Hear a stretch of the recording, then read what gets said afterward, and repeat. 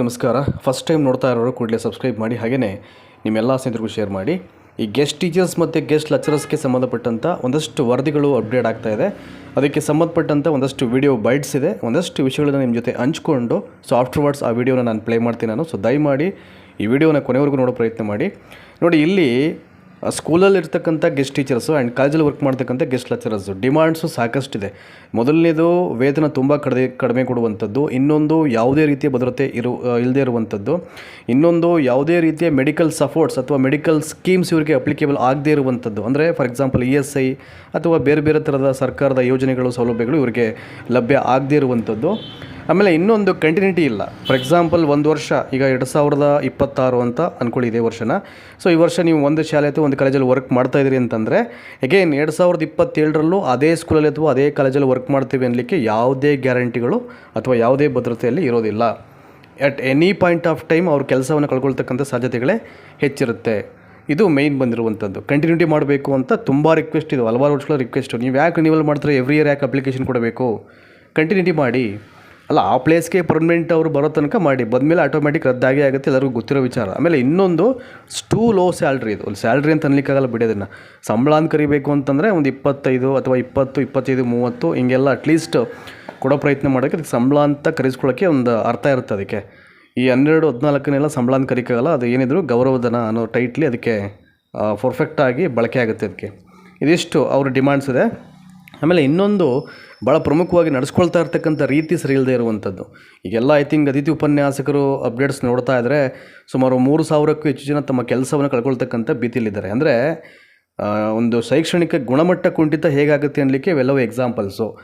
ಒಂದು ವಾರ ಅಂತಂದರೆ 3 ದಿನ ಒಂದು ಕಡೆ, ಇನ್ನೊಂದು 3 ದಿನ ಇನ್ನೊಂದು ಕಡೆ, ಹೆಂಗಾಗುತ್ತೆ ಇವೆಲ್ಲ? ಸೊ ಒಂದು ಶಾಲೆ ಅಥವಾ ಒಂದು ಕಾಲೇಜಲ್ಲಿ ಅವರನ್ನು ವರ್ಕ್ ಮಾಡಲಿಕ್ಕೆ ಬಿಡಬೇಕು. ಸೊ ನಿಯೋಜನೆ ಬೇರೆ, ಡೆಪ್ಟೇಷನ್ ಮಾಡುವಂಥದ್ದು ಬೇರೆ. ಅವೆಲ್ಲ ಗೌರ್ಮೆಂಟ್ ಎಂಪ್ಲಾಯೀಸಿಗೆ ಸರಿ, ಅದು ಟೀಚರ್ಸ್ಗೆಲ್ಲ ಸರಿ. ಅದು ಸುಮ್ಮನೆ ಇಲ್ಲಿ ಒಂದು ಕಡೆ ಕೊಡೋದೇ ಕಡಿಮೆ salary, it's a two low salary. ಹೀಗಾಗಿ ಈಗಿರಬೇಕಾದ್ರೆ ಮನಸ್ಸು ಬಂದಂಗೆ ಇನ್ನೊಂದು ಕಡೆ ಮತ್ತೊಂದು ಕಡೆ ತೆಗೆದಾಕೋದು. ಅಂದರೆ ಇವ್ರಿಗೆ ಏನಾಗ್ತಾಯಿದೆ ಅಂತಂದರೆ ರಿಕ್ರೂಟ್ಮೆಂಟನ್ನು ಡಿಲೇ ಮಾಡದೇ ಇರಲಿಕ್ಕೆ ಸೊ ಏನೆಲ್ಲ ಪ್ಲ್ಯಾನ್ ಮಾಡಲಿಕ್ಕೆ ಸಾಧ್ಯ, ಇವೆಲ್ಲವನ್ನು ಈ ತಂತ್ರಗಳನ್ನು ಹೆಣಿತಾ ಇದ್ದಾರೆ ಸ್ಟೇಟ್ ಗೌರ್ಮೆಂಟವರು ಅಲ್ವಾ. ಇವೆಲ್ಲ ಭಾಳ ಈಸಿಯಾಗಿ ಪ್ರಾಕ್ಟಿಕಲಾಗಿ ಎಲ್ಲರಿಗೂ ಅರ್ಥ ಆಗ್ತಾಯಿದೆ. ಒಂದಷ್ಟು ಬೈಟ್ಸ್ ಇದೆ ಇದ್ರ ಬಗ್ಗೆ ಮಾತಾಡೋದು. ದಯಮಾಡಿ ಇದನ್ನು ನೀವೆಲ್ಲ ನೋಡಿ. ಈ ಕಂಟೆಂಟ್ ಇಷ್ಟ ಆದರೆ ಎಲ್ಲರಿಗೂ ಶೇರ್ ಮಾಡಿ. So let's watch that video. ಬಂದಮೇಲೆ 2,000 ಕಮ್ಮಿ ಜಾಸ್ತಿ ಮಾಡಿದ್ದೀವಿ. ಭಾಳ ಶಾರ್ಟ್ ಟೈಮಲ್ಲಿ ನಾವು ಬಂದ ತಕ್ಷಣ ಮಾಡಿದ್ದೀವಿ. ಮತ್ತು ಈವನ್ PUCಯಲ್ಲೂ ಕೂಡ 2,000 ಜಾಸ್ತಿ ಮಾಡಿದ್ದೀವಿ.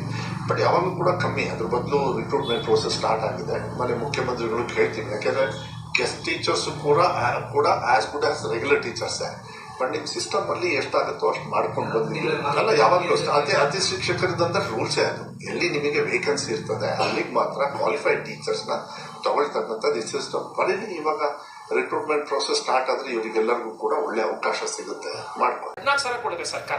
ನಾವ್ಯಾಕೆ ಮಾಡ್ತಾ ಇದೀವಿ? ಮತ್ತೆ ನಾವು ಶಿಕ್ಷಣದ ಗುಣಮಟ್ಟ ಉಳಿಬೇಕು, ಬಡ ಮಕ್ಕಳಿಗೆ ನಾವು ವಿದ್ಯಾಭ್ಯಾಸ ಕೊಡಬೇಕು ಅಂತ ಹಿತದೃಷ್ಟಿಯಲ್ಲಿ ಮಾಡ್ತಾ ಇದೀವಿ. 14,000 ಕನಿಷ್ಠ 30,000 ಮಾಡಿದ್ರೆ ನೋಡಿ ಸರ್, ಅವಾಗ ಇನ್ನು ಗುಣಮಟ್ಟ ಹೆಚ್ಚಿಗೆ ಆಗುತ್ತೆ, ಉಪನ್ಯಾಸ ಕೆಲಸ ಮಾಡ್ತಾರೆ. ಇನ್ನೊಂದು ಸರ್, ನಮ್ಗೆ ಇವಾಗ ಬೇರೆ ಬೇರೆ ಶೋಷಣೆಗಳಿದೆ. ಇವಾಗ ನೋಡಿ, ಉಪನ್ಯಾಸಕರು ತೀರೋದ್ರು 2-3 ಜನ ನಮ್ಮಲ್ಲಿ, ಅವ್ರಿಗೆ ₹1 ಇಲ್ಲ ಸರ್, PF ಇಲ್ಲ, ESI ಇಲ್ಲ, ಹುಷಾರ್ ತಪ್ಪಿದ್ರೆ ಏನೇ ಮೆಡಿಕಲ್ ಬೆನಿಫಿಸಿಲಿಟೀಸ್ ಇಲ್ಲ, ಇಡಿಗಂಟು ಕೊಡಲ್ಲ ಸರ್. ಇವಾಗ ಹೆಂಗೆ ತಾನೇ ಜೀವನ ಮಾಡಬೇಕು? ಏನ್ ಭದ್ರತೆ ಇದೆ? ಬೆನಿಫಿಟ್ಸ್ ಅಂತ ಸರ್ಕಾರದಿಂದ ನಮ್ಗೆ ಯಾವುದು ಸಿಗ್ತಾ ಇಲ್ಲ. ನಾವು 10 ತಿಂಗಳಿಗೆ ನೇಮಕ ಆಗ್ತಾ ಇದ್ವಿ. ಪ್ರತಿ ವರ್ಷ 10 ತಿಂಗಳ ನಂತರ ನಮ್ಮನ್ನ ಮತ್ತೆ ಹೊಸದಾಗಿ ನೇಮಕ ಮಾಡ್ಕೊಳ್ತಾ ಇದ್ದಾರೆ. ಇದು ಒಂದು ದುರದೃಷ್ಟಕರ. ಇದರ ಜೊತೆಗೆ ನಮ್ಮ ವೇತನ ತುಂಬಾ ವಿರಳ, 14,000 ಅಂದ್ರೆ ವೇತನ ಇದೆ. ಈ ವೇತನವನ್ನ ಪಡೆದು ಇಂದು ನಾವೆಲ್ಲ ಜೀವನವನ್ನ ಸಾಗಲಿಕ್ಕೆ ಮತ್ತೆ ನಮ್ಮ ಜೀವನವನ್ನು ಕಟ್ಕೊಳ್ಳಿಕ್ಕೆ ತುಂಬಾ ಕಷ್ಟ ಇದೆ. ಆದ್ರಿಂದ ಸರ್ಕಾರ ನಮ್ಗೆ ಯಾವುದೇ ತರದ ಕೃಪಂಕವನ್ನು ಕೂಡ ನೀಡ್ತಾ ಇಲ್ಲ. ದಯಮಾಡಿ ಸರ್ಕಾರ ನಮ್ಮನ್ನ ಪರಿಗಣಿಸಿ ನಮ್ಗೆ ಒಂದು ಮೂಲಭೂತ ಒಂದು ನೆಲೆಯನ್ನ ಮಾಡ್ಕೊಡ್ಬೇಕು. ಮೊನ್ನೆ ರಿಸಲ್ಟ್ ನೋಡಿದ್ದೀರಾ, PU ರಿಸಲ್ಟ್ ಬಹಳ ಒಳ್ಳೆ ರಿಸಲ್ಟ್ ಬಂದಿದೆ. ಇದನ್ನ ಏನ್ ತೋರಿಸುತ್ತೆ? ನಾವೆಲ್ಲ ಖಂಡಿತವಾಗ್ಲೂ ಬಹಳ ಒಳ್ಳೆ ಮಟ್ಟದಲ್ಲಿ ಕೆಲಸ ಮಾಡ್ತಾ ಇದೀವಿ. ಇವಾಗ ನೋಡಿ, 4,500 ಜನ ಕೆಲಸದಿಂದ ತೆಗೆಯಾಕ ಒಂದು ಭೀತಿಯಲ್ಲಿದ್ದೀವಿ ಸರ್ ನಾವು. ಇವಾಗ ಸರ್ಕಾರ ಏನ್ ಮಾಡ್ತಿದೆ ಅಂದ್ರೆ, ಕಾಯಂ ಉಪನ್ಯಾಸಕರಾಗಿದ್ದಾರೆ, 3 ದಿನ ಒಂದು ಕಾಲೇಜು, 3 ದಿನ ಇನ್ನೊಂದು ಕಾಲೇಜು. ಸೊ ಹಿಂಗ್ ಮಾಡಿ ಸರ್ ಅವ್ರನ್ನ ಡೆಪ್ಯುಟೇಷನ್ ಆಗ್ತಿದ್ದಾರೆ. ಇವಾಗ ಏನಾಗುತ್ತೆ ಸರ್, ಇದರಿಂದ ನಮ್ ಕೆಲಸ ಹೋಗೋದು 2ನೇ ಪ್ರಶ್ನೆ ಸರ್. ಮೊದಲನೇ ಪ್ರಶ್ನೆ, ಶಿಕ್ಷಣದ ಗುಣಮಟ್ಟ ಬಿದ್ದೋಗುತ್ತೆ. ಇವಾಗ ಯಾರೊಬ್ರು ಪೋಷಕರು ಗೊತ್ತಾದ್ರೆ, ಅಂದ್ರೆ ಸರ್ಕಾರಿ ಕಾಲೇಜ್ ಪೋಷಕರಿಗೆ ಅಯ್ಯೋ ಟೀಚರ್ಸೇ ಪರ್ಮನೆಂಟ್ ಆಗಿ ಇರಲ್ಲಪ್ಪ ಅಂದ್ರೆ, 1 ದಿನ ಇಲ್ಲಿರ್ತಾರೆ, 3 ದಿನ ಅಲ್ಲಿರ್ತಾರೆ, ಯಾರ ತಾನೇ ಸೇರಿಸ್ತಾರೆ? ಈ ಅತಿಥಿ ಉಪನ್ಯಾಸಕರನ್ನ ನೇಮಕಾತಿ ಮಾಡ್ಕೊಂಡವ್ರೆ.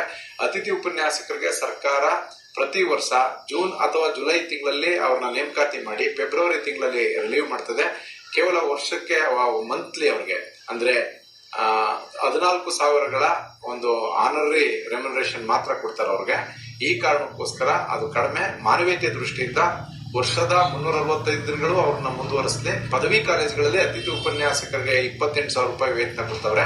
ಆ ಮಟ್ಟದ ವೇತನ ಕೊಟ್ರೆ ಮಾನವೀಯತೆ ದೃಷ್ಟಿಯಿಂದ ಅವರು ಕೂಡ ಗೌರವಯುತವಾದಂತ ಜೀವನ ನಿರ್ವಹಿಸಬಹುದು ಮತ್ತು ಸಂತೃಪ್ತಿಯಿಂದ ವಿದ್ಯಾರ್ಥಿಗಳಿಗೆ ಬೋಧನೆ ಮಾಡೋಕೆ ಅನುಕೂಲ ಆಯ್ತದೆ ಅಂತ ಒಂದು ನಿಯಮ ಮಾಡಿದೆ ಸರ್ಕಾರ. ನೀವು ಅಧಿಕೃತವಾಗಿ ಅಲ್ಲಿ ಕಾರ್ಯವನ್ನ ನಿರ್ವಹಿಸಿದ್ರ ಅವರ ಹಾಜರಾತಿ ಪುಸ್ತಕವನ್ನ ಗಮನಿಸಿ 1 ವರ್ಷಕ್ಕೆ 2 ಅಂಕಗಳನ್ನ ಕೊಡ್ತಕ್ಕಂಥ ಪದ್ಧತಿ ಇದೆ. ಅದೇ ಪದ್ಧತಿಯನ್ನು ಸರ್ಕಾರ, ಯಾಕಂದ್ರ ಖಾಲಿ ವೇಕೆನ್ಸಿಗಳಿದ್ದಂತ ಸಂದರ್ಭದಲ್ಲಿ ಅತಿ ಕಡಿಮೆ ವೇತನದಲ್ಲಿ 10,000 12,000ಗಳಲ್ಲಿ ನಮ್ಮ ಶಿಕ್ಷಕರ ಜವಾಬ್ದಾರಿಯನ್ನು ನಿರ್ವಹಿಸತಕ್ಕಂಥ ಅತಿಥಿ ಶಿಕ್ಷಕರನ್ನ ಕಾಯಂ ನೇಮಕಾತಿಯಲ್ಲಿ ಕೂಡ ಅವರಿಗೆ ಗ್ರೇಸ್ ಮಾರ್ಕ್ಸ್ ಅನ್ನ ಕೊಟ್ಟು ಭದ್ರತೆ ಒದಗಿಸಬೇಕು ಅಂತ